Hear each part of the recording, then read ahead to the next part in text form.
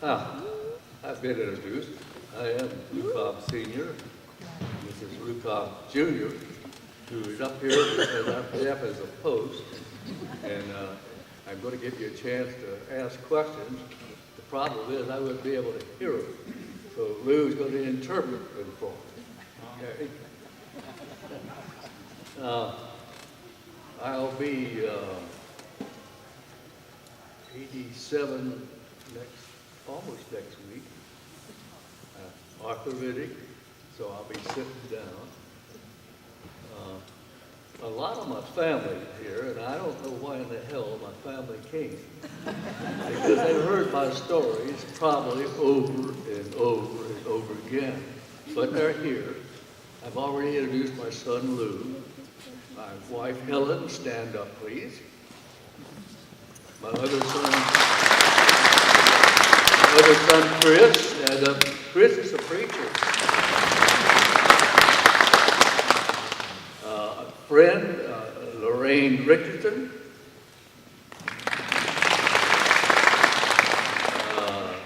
Oldest daughter, Georgia. New son-in-law. I'm glad to have you aboard. New son-in-law, Reggie Garrett. He's a professor at the University of Virginia. Have I forgotten any of your family? Oh, yes, I have. Yes, I have. Grandson, Jake. Stand up, Jake. Future bride, Atusa.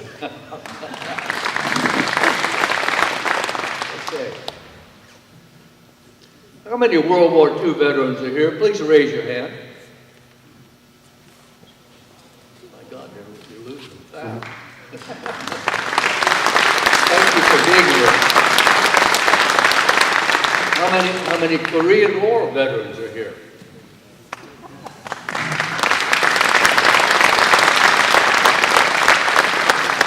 How many Vietnam veterans are here?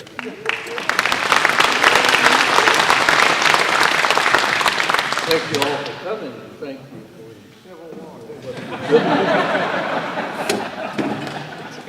Civil War. All your history buffs up. I don't believe I have to call out.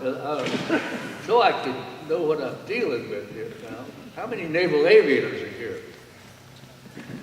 Wow. That's keeping you on track. How many Air Force aviators are here? How many Coast Guard aviators are here? All right. Okay. We've covered the field here. Oh, any astronauts here? Oh, shucks. Well, my family, and probably lots of your families, are living proof that the nuts don't fall very far from the tree. That's certainly true in my family. And before I get started on my own tale, I want to pay respects to my father. No longer with us, but he lived to be 93, 94. And he was a World War I aviator. In 1916, he was a sophomore at Georgia Tech when World War I got started. He soloed, flew. The war was over before he entered any combat, but he was a lifelong aviator. In 1928, the family drove south, and he bought a surplus Curtiss Wright Jenny, and he took people for a ride there in just south of Atlanta, Georgia, at a place called Griffin, Georgia. And he took people up for a ride for $1, or whatever it was then, like that. As a matter of fact, he took me for my first ride in that Curtiss Wright Jenny when I was 5 years old, 1928. He was going to fly back to California on the West Coast, and he convinced, or almost, my mother that I could ride in the luggage compartment in the back of the second seat or something. And my father-in-law, on my mother's side, took one look at that and said, no way, and paid my fare all the way, my fare, and this was before Helen, my fare and my mother's fare all the way to the West Coast. And so it took him a couple of weeks to fly, following the signs painted on the highways, signs painted on the board, on the barns that pointed to the nearest landing strip, or landing field. And he flew in early aviation movies. Guys named Howard Hughes. Yeah. Wallace Berry. Yeah. And he played, and he flew in Plane Crazy and Dawn Patrol and a couple of others. And I said, oh, Dad, will I see you? And no. I fly the airplanes, but on the ground I'm just a grease monkey, and you won't see my face. And he decided to go into aviation business in 1928. He sold American Moth, which is probably a picture of him here on the table somewhere, and the Air Marine Klim, which looked like a motorized glider, really. He wing walked through all the fairs and stuff, and he started in sales, He was selling, that's 1928 is a pretty bad time to go into business selling airplanes. And I came across, when I was prepared for this, looking at some of his notes. He used to fly around from place to place to demonstrate his planes, and, and give it a little interview and to sell them. And I came across a little card on which he'd written, well, I guess I'm going to have to go from place to place by car now. He lost his business in aviation and selling planes. He continued to fly rebuilt Culver Cadets and Cubs and stuff. My mother flew with him. They would fly from Florida, down in Florida up to Georgia to visit relatives. And the last time my mother flew with him, the weather changed, the winds came up blowing very heavy. They landed somewhere near South Georgia. And they had to get a couple of men out to hold on to each wing as he tackled in. My mother got out and said, this is it. Okay, fast forward. And I might have meant to tell you that my palms were getting rather sweaty. Do any aviators remember sweaty palms? Am I the only one? Palms sweated? Well, they're drying a little bit now. Thank you. Fast forward to December the 7th, 1941. I, too, was a sophomore at Georgia Tech. I was 18 years old in Naval ROTC. My roommate was a high school buddy. He was 19. I'm gone. He went to Army Air Corps because they were taking him at 19. I was 18, the Navy wasn't taking me at 18. So I had to wait till my 19th birthday. It was not too far off. And then I started in with stuff that some of you won't probably never even seen. I was in the V5 aviation program. The first plane I flew was my dad had taught me how to fly because he had later on in his life, he had ran a couple of flying schools to train pilots. I forgot civilian pilot training board. I guess that was what it was. He trained pilots for the Army Air Corps. Okay, my first plane flying 3.5 was an N3N1.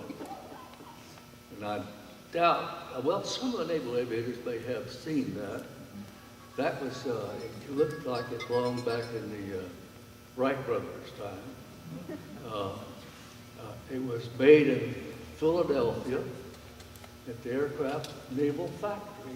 Did any of you know that the Navy actually built airplanes? And that was, I think, the first and last one that they probably built. It was an N3N1, as I recall. Then I flew more advanced Stearman, Waco stuff. And Lord, I got through flight training. I had asked to be a fighter pilot. And I'll never know why, but I asked for it. And on June the 1st, I got my wings of gold, and I was an infant USR. And I meant to tell you something first about this. Can you imagine being 19 years old and in a uniform at that age, and everybody was cheering you on? I mean, you felt you were on a real high. You couldn't get on the bus and pay your fare. You couldn't go out to dinner, try to pick up a check, and point to some guy over there, he's paying your bill. Mothers were inviting us in their homes to meet their daughters. What living, wow. Everybody, woo. Anyway, I was off to Melbourne, Florida, OTU 2, Operational Training Unit number 2, Melbourne, Florida. And they had wildcats. Of course they had wildcats. And then they, for recreation, they ran a bus to the beach. And Helen, stand up, please. And as I popped out of the bus, there was this beautiful, beautiful, I think a teenager, thereabouts. And that was an event, seeing her on the beach in Melbourne, that changed my entire life. Never been the same again. She's still with me.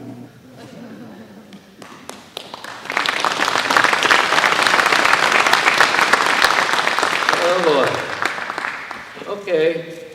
The mission, they were training for dogfighting, they were training for gunnery. We shot sleeves, towed, banners that were towed. And, you were pretty careful about remembering the angle that you came in on, because if you scared the guy that was towing the banner, don't forget, you might be the next guy that towed the banner.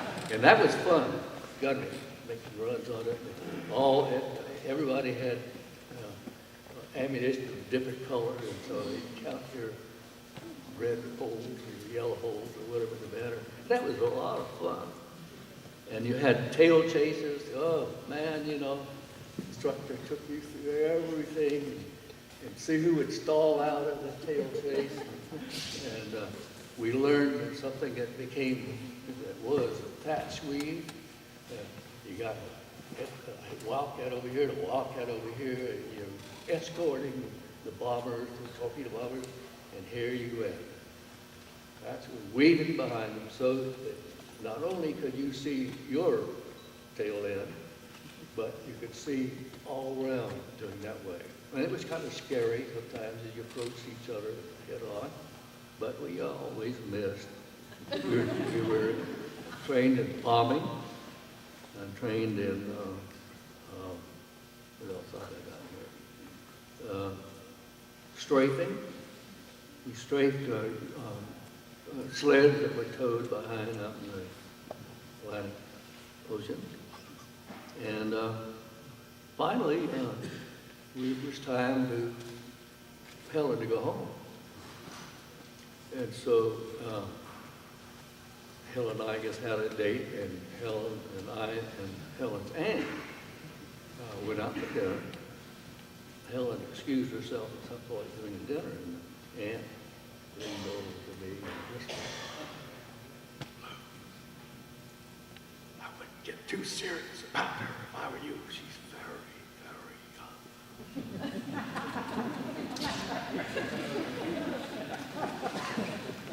I said, "Oh my God, we at least stayed in the state of Florida while we were dating."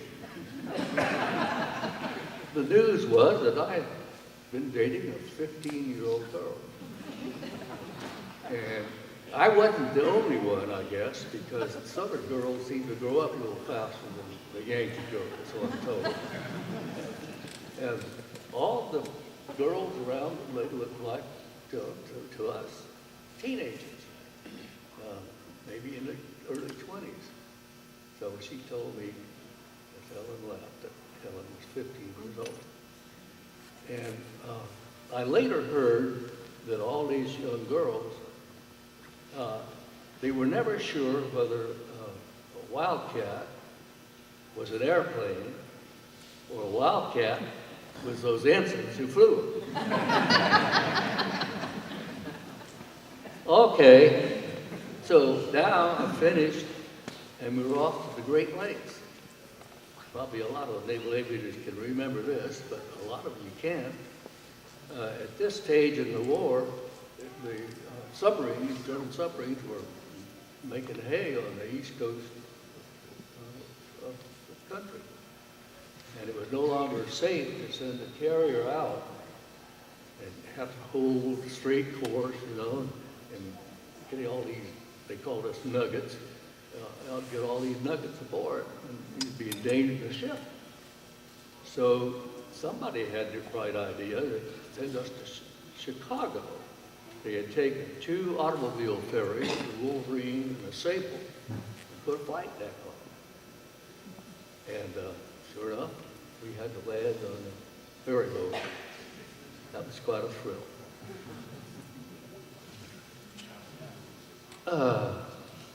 Anybody got any questions at this point? Done over too fast? Too slow? Go ahead. A little louder. A little louder. How's that? Good. Okay, thank you. I'm not used to talking over there. I think you can hear me without the mic. Okay, thank you. Okay, off to California. Had to make more carrier landings in the Wildcat. I think it was the old Ranger that Tom Sawyer West or whatever it was. He wanted to be sure that we're ready to send you west.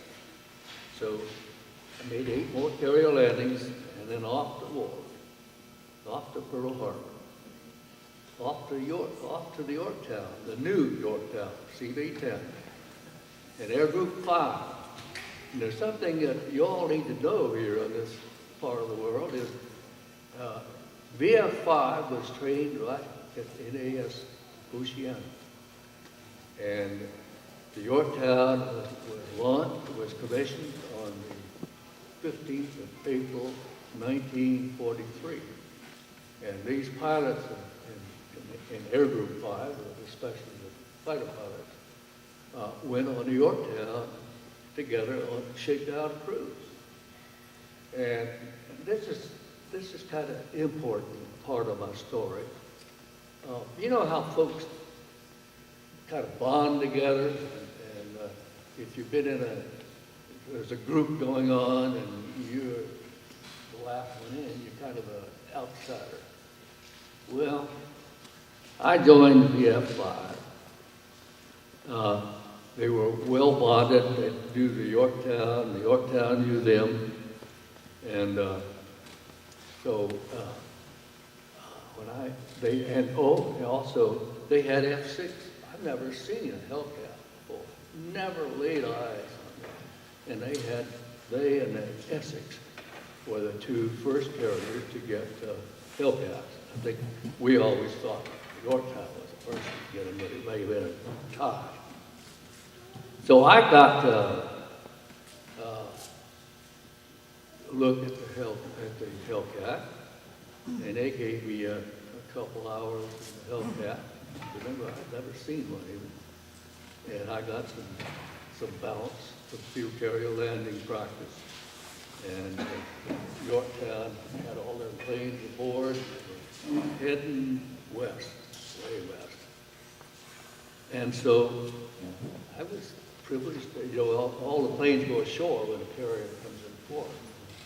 And as they leave, the pilots fly out wherever they've been and land aboard. So I was one of the pilots that was to fly a Hellcat from Fort Island, Pearl Harbor, to Yorktown. I was pretty nervous about this. I'm sure I had sweaty palms. And the ship was making way for the West Coast. And so I made it past, got a wave off. You know, this was back in the days of modern aviators. We called them paddles. You had two ping pong paddles, and you were either high or you're low, or you were fast, or you were slow. And so I made a pass, got a wave off. I made another pass, got a wave off. This went on for, I think I was on my fifth pass. It might have been my sixth. And the ship was getting further and further away. And so finally I heard somebody, the operations officer probably at the tower, saying, well, we're either going to shoot him down or send him back to the beach. So I got aboard. And as I nervously climbed out of the plane, I noticed a Marine right by the side of the cockpit. I said, well, welcome aboard, Marine, welcome aboard. The Marine kind of took a hold of my arm and says, the captain wants to see you in the bridge. The captain was Jocko Clark. And I've never known his first name, and of course we didn't call him Jocko. He was captain. And so I was taken up the bridge, and Jocko met me standing up, put his face about this close to my face, screwed me out. Well, I mean, up and down, one side or the other. Do you realize I was always supposed to go into the war with shy one Hellcat? Don't care about you, but I sure hell need the plane. He chewed me up and down again, right in my face. And finally he said, Cobb, your name's Cobb, isn't it? Cobb, you think you ever get that damn airplane back on this goddamn ship if I should let you off? Yes. That, if you're going to be screwed out, I mean, what's my word? Chewed out. You're going to be chewed out. It's always best to be face to face. Because one thing, you're going to remember him forever, and he's going to remember you for at least one cruise. So, off we went. We flew the carriers, we flew CAP, Combat Air Patrol. Once you got in the range of the scout plane, Japanese scout planes, and so forth, every flight was a combat flight, Combat Air Patrol. And so you flew circles above the task group. Our other mission, of course, was to escort the bombers in, the famous that's we, and attack. But it was something that was terrifying for most pilots, first couple times anyway. They were always, they called them pre-dawn launches. And pre-dawn at 4 o'clock in the morning, and things were pretty doggone black. And the props are whirling, and the plane handlers are risking their life on whirling props. it's kind of, in some ways, it's kind of like a very serious ballet. And the first place spotted, if there's enough deck, they make the deck take off. But the Hellcats. The Hellcats were always first off, or wasn't enough room for a deck launch. It was a catapult shot. And your things are black as the devil. You're in a combat zone, there are no lights on the ship. There might be a destroyer ahead, one light pocket. And you're airborne in a flash, 65 feet above water. It's black, it's tough. You feel a little rattle from that catapult shot or whatever. And you know, you instructed, one of the most important things was to be instructed to take off with the parachute harness unfastened. So if you went in the water, you could get out of it early. And then, of course, you're flying straight ahead and you're looking for your division leader, and everybody's doing a 180 climbing. Once you get off of that 65, you know, you milk your flaps up of course you gear up first, milk those flaps up, and you're right low, 65, 70 feet, and you're making a turn and you join up. And we called them groves when it was all, they forever remained groves. There were a lot of airplanes in there all trying to join up, all heading for target mission. And it was a terrifying experience. I wasn't the only one that was terrified by it. And I don't think I ever got comfortable with a pre-dawn launch up the carrier, and I don't think many pilots who did get comfortable with it. So anyway, you got airborne safely. They were all pre-dawn takeoffs because the idea was to get in and surprise the Japanese, to hit them real early. Sunrise, it's kind of nice to have the sun in your eyes. So, the VF-5, when I joined them, had already had their first combat. I forgot that was Wake Island or Midway. And they'd lost a couple pilots. Shot down. And so they were really bombed at this point. I got my first combat on Millie Island. Any questions? Where is that? Where is that island? Where's Millie Island? Millie Island is probably it wasn't in the Marshall at this point. You know, Midway and Wake were way separated from the rest of the island. And Millie was on, it had an airfield. It was one of many, many islands. And I don't think at this point it was in the Marshall Islands. I think that's a little bit later. On December the 4th, 1943, I flew close air support for the amphibious landings of Kwajalein. Kwajalein, that's any of the Marines that might be here, remember terribly.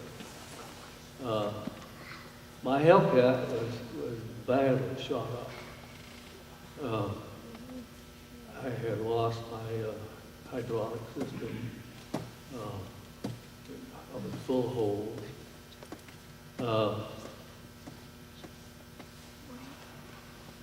I called in to Yorktown,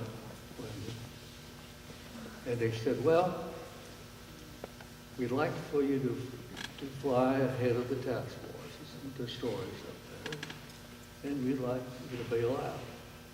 I looked down and I said, boy, white caps all over my bail out.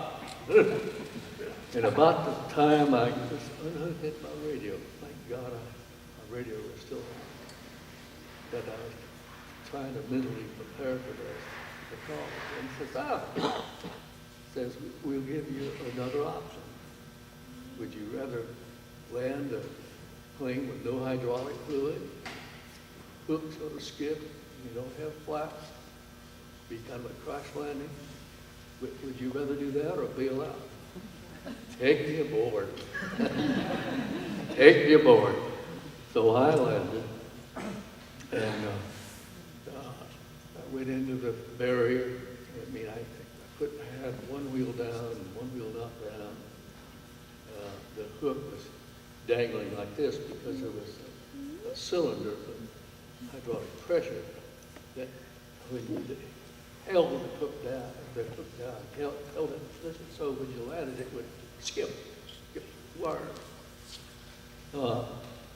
I was injured slightly. I was cut across the nose, and I was begging to get back in the air again because it's like riding a horse. You get thrown off.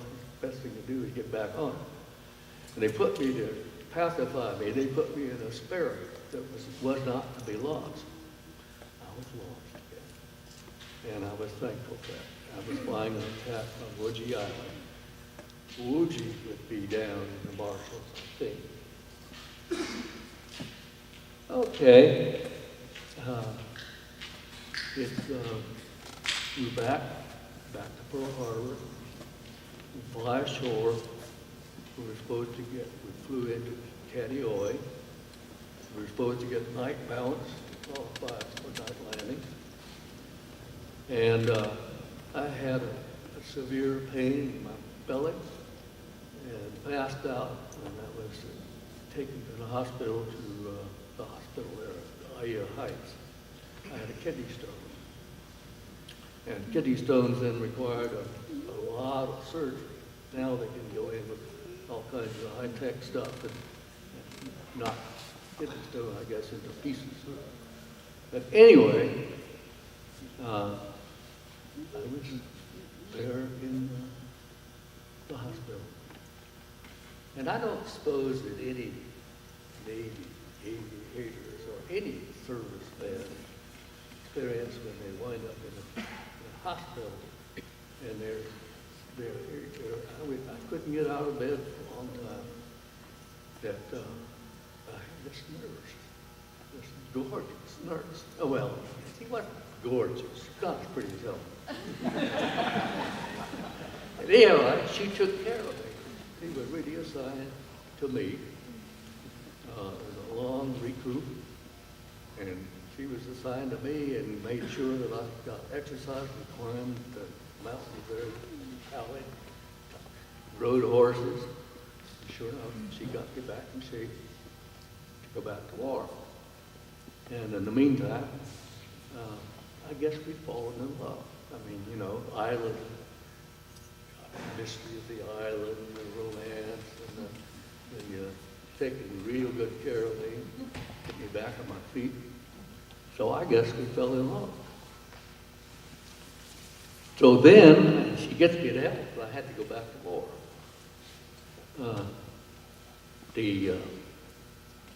I was assigned to VF 100, which was a fighter pool to provide replacement planes and pilots to the carrier. And so I went down to Pack, I guess it was, and they assigned me to VF 100. I was walking down the passageway at Compact, and all of a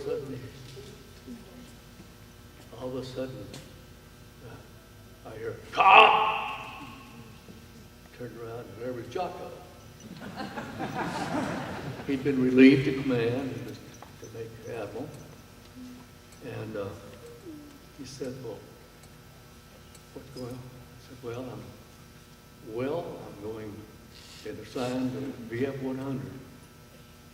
He said, would you like to go back to the Yorktown? He didn't say VF 5. Would you like to go back to the Yorktown? Yes, sir. So I was taken and escorted back in the assignment office area to send this pilot back to Yorktown. And the Yorktown was due into Espirito Santos pretty soon. So I flew, they put me on a Coronado, I guess it is. And we landed the little islands on the way, Funafuti and in the area where Amelia Earhart was locked. I forgot to name the whole island now. And sure enough, I wound up in Espirito Santos, which is in the New Hebrides. And it's a very narrow harbor there, very deep harbor. And that's where the carriers would come into. Meanwhile, I was assigned to one of the FASLONs, Fleet Air Craft Support Squadron, and got to get a little time in the Hellcat. And one of the things that all the pilots love to fly out of Espirito Santos, there was a Catholic school nearby, girls' school. And this is back, you know, the girls were girls, they didn't wear any tops. And they would be out sunning themselves. But of course, every pilot would sit up and orbit around the school.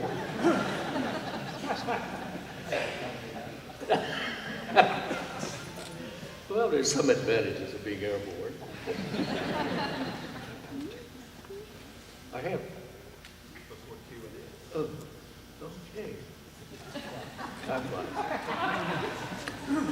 All right. So the rest of the tour was all in Marshall Islands. All kinds of islands in there with all kinds of scuttlebutt. Any of you all know what scuttlebutt is? That's the gossip, the exchange over the water cooler. All kinds of scuttlebutt when we would head for the States.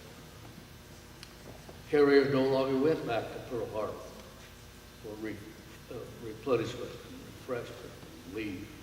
Oh, we were flying attacks on Peleliu, Palau, and Woliai. And the last attack I had with fly was truck, and that's with the last big Japanese, with lots of airplanes and things, and I got 2 zeros on that flight. One of them, I was flying, I was assigned with a TBL, and we were taking photographs. He was, and I was his escort. And about this time, I saw a Hellcat pilot bail out and hit the water safely. And about the time he hit the water, he came a 0 straight for me. And man, I zoomed down and got on his tail. Overrun. Our Hellcat had 6 50s, 3 on each side, and bore-sided for 1,200 feet, if I recall. Well, I was right on his tail, so I was like shotgun, spraying all over everything. And he would chop his throttle, and I would chop by it, and I got to look him in the eye once. And finally, I got him, and he crashed and burned. That was one of my zeros. The other 0 was in a dogfight. I was flying wing on the skipper. 2 zeros attacked us, and we had a nice dogfight. He got 1, I got 1. End of zeros. Finally, top of the mark, rehab. Intelligence, trying to get us to talk in terms that wouldn't offend all the guests at the house, Mama and Papa and daughters. And after we learned to talk, and they were through debriefing us, and we were at the top of the mark in San Francisco, that great place. What to do? Proceed and report to what? I had 2 city boys that we decided to kind of hang together. One was from Chicago and one was from New York. And so I had received a letter from my mother that said Helen was again at Melbourne. So when they said, where do we want to go? I said, well, let's go to Melbourne, of course. And so we got off. The train only stopped in Melbourne when there was somebody who could get off. It was a very thin, a very small place. we got off the train, my city boys, up and down the track. He looked at me and said, "My God, Lou, what have you done to us?" I said, "See you later." And started romancing Helen. Davy had done something very wise. They decided instead of sending a replacement pilot out, they would send a replacement team out. And so my job was to be assistant instructor and take the infants, now Hellcats, through and pick 4. They'd take 12 through and pick 4. They gave me one spare for my division. It was a great idea, so again, the same stuff. And finally, Great Lakes again, Fairfall. My first glimpse of Helen, she'd written me some letters. I wasn't sure that I'd ever see her again after all. She was only 15. But one glimpse of Helen, guess what happened to my island romance? So I picked 4 young men and the Great Lakes for Fairfall again. I was visiting my Aunt Betty, which is my father's sister, my aunt, and before deploying, and I said, "Well, Helen and I are going to get married." She said, "Have you asked her yet?" I said, "Oh, no, but we've talked about it. I don't understand it." She said, "If I was you, I think I would pop the question if you're really expecting to come." So, phone booth, lots of sailors waiting to use the phone, people deploying. So I called Helen. "Stand up, Helen."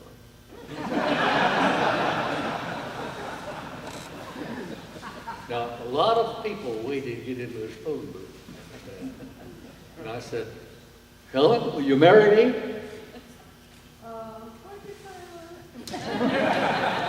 "Will you marry me?"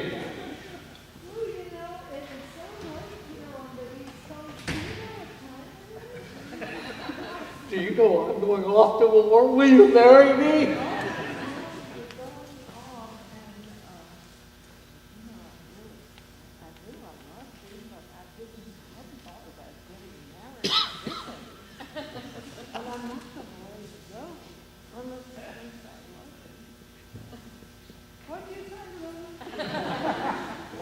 "Will you marry me?"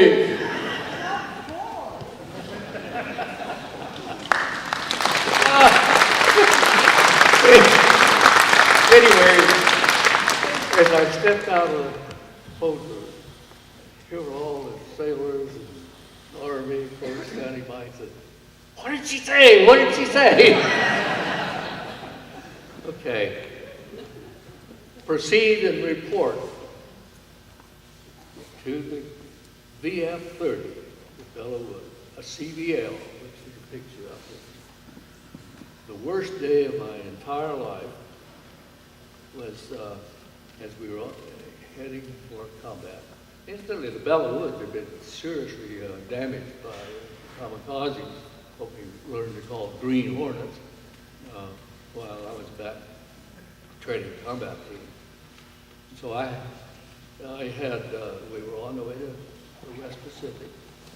And of course, there was going to be a group growth to get everybody ready for the carrier operations and strike operations and so forth. So they and my team were assigned three, one sparrow, they stayed on the deck. We took off, straight on. The guys had all been, I thought, as well briefed as I could to be damn sure that the parachute on was unfastened. Unbeknownst to me, my wingman flew in, got off the carrier, blew up, and then were able to stop his body. So when it became daylight, to see where's my wingman. to spare.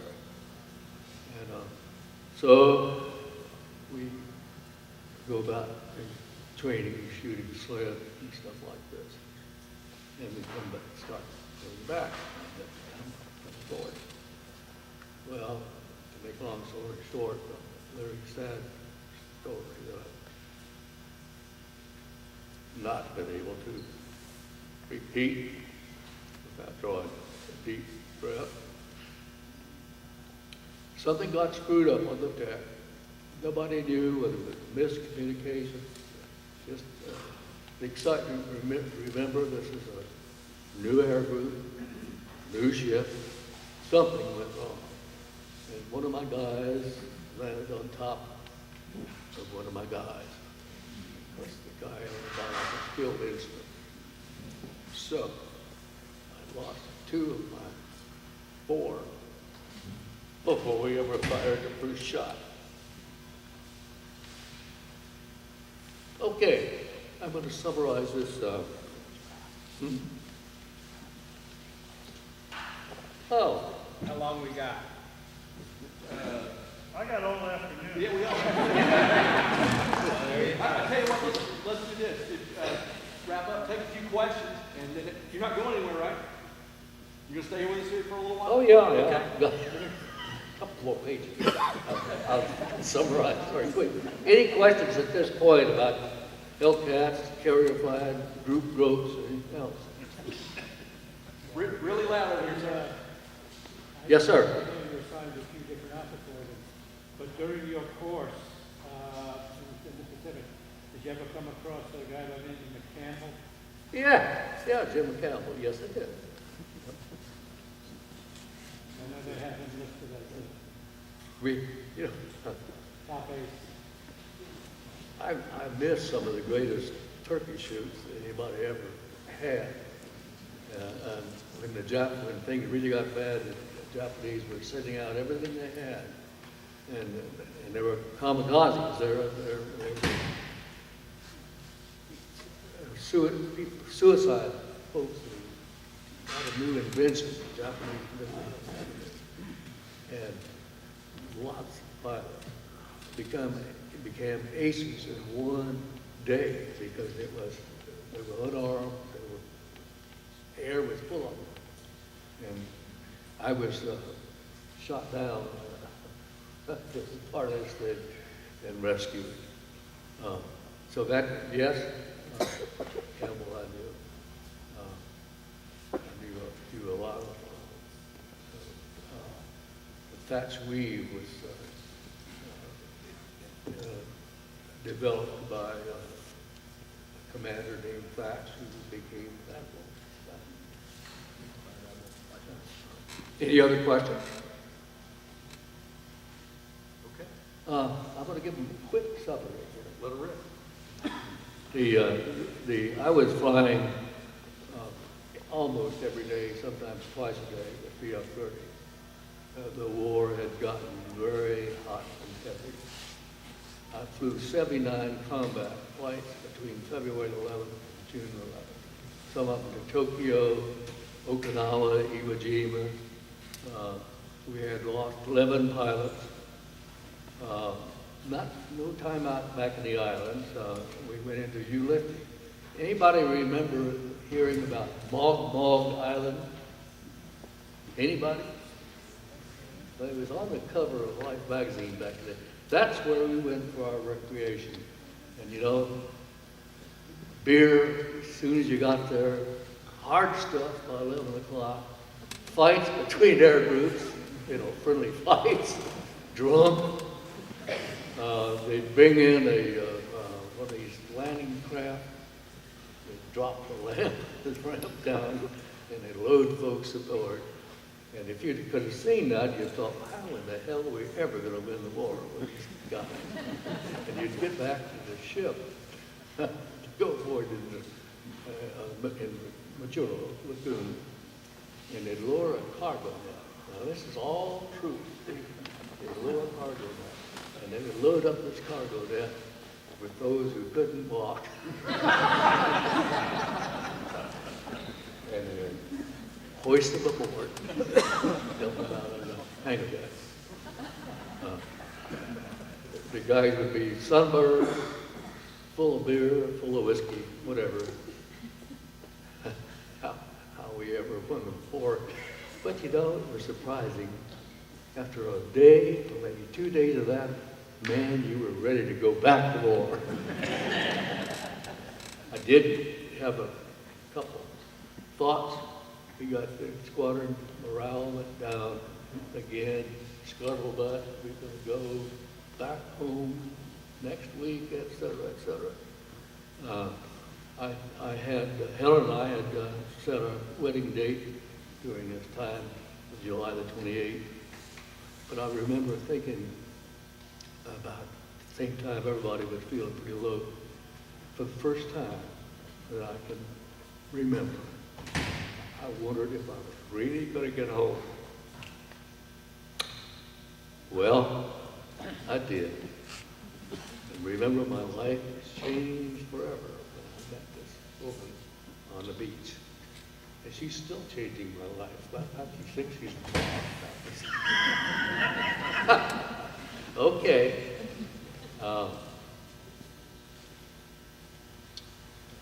There's a lot of proceeding reports. I was sent back to Georgia Tech for a semester.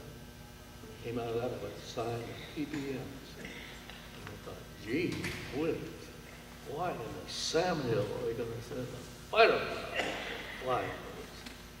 Well, I had quite a tour in flying boats. One of the high points was doing the landings of Incheon, at Incheon. And the Yellow Sea was worse than the Chesapeake Bay. I mean, the shallow water was out long ways. Seaplane tender had put out a buoy for it. We were going to operate out of Korea instead of flying back to Yokosuka, Japan, or other places. And so we flew over to our new base where we were going to operate out of. The landing was hot and heavy. You could hear all the firing and stuff. Quite a ways out because of the shallow water. And about the middle, we couldn't, all PBM had a crew of just often 3 officers and 9 men. And they were well armed. It was probably the last patrol plane that had a deck turret, bow turret, tail turret, waist guns, all 50 calibers. Well armed. And we couldn't leave. And the seaplane tender wanted us all to stay aboard because of our war. There's none sent food out, but we had all the food. Yeah. And about midnight, I was in a bunk. Somebody shook me. Mr. Cobb! Mr. Cobb! Come up to the cockpit. Something's the matter. So I went up, God, here we were like a ruptured duck. That's, looked out, and my God, the tide had gone out. They had 30-foot tide. That cotton-picking seaplanes in there didn't check it out well enough. So there we are in the mud. Not in any danger. Nobody will come through that mud to get to us. So we had to wait till high tide, and we were right. I think the seaplane tender was a Pine Island. I remember. So that was one of the low points of the PBM tour, but I enjoyed the PBMs. And it finally dawned on me why sending a fighter pilot to PBM. I had had no multi-engine training whatsoever. And of course, I didn't have a crystal ball. I didn't know what was coming. But sure enough, multi-engine aircraft were right soon aboard. After flying one of them, the AJ. And the Cold War was still going on when we were over in the Coral Sea, flying out of Port Leahy, which is then still French Morocco. And I had a Cold War target. I've been briefed on it. I was going to carry a nuke and brief over and over and over again. And that's One more, we didn't have to fight. So, 3, 4. But anyway, I flew the AJs, and we finally got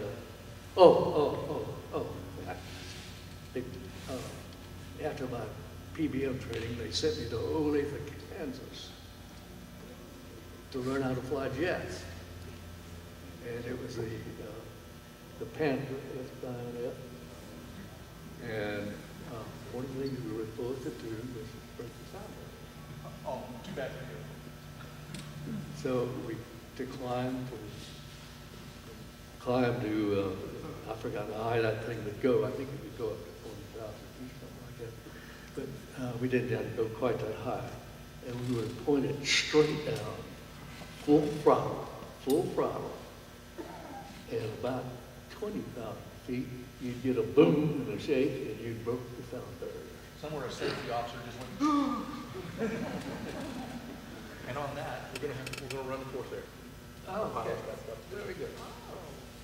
We're gonna fly, we can't fly, but we're gonna run. Any last questions? He's not going anywhere, we promise. We won't let him go. Last questions?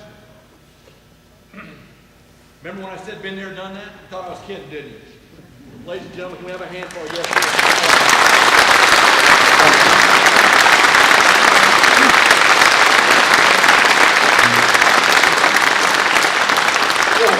Thank you all.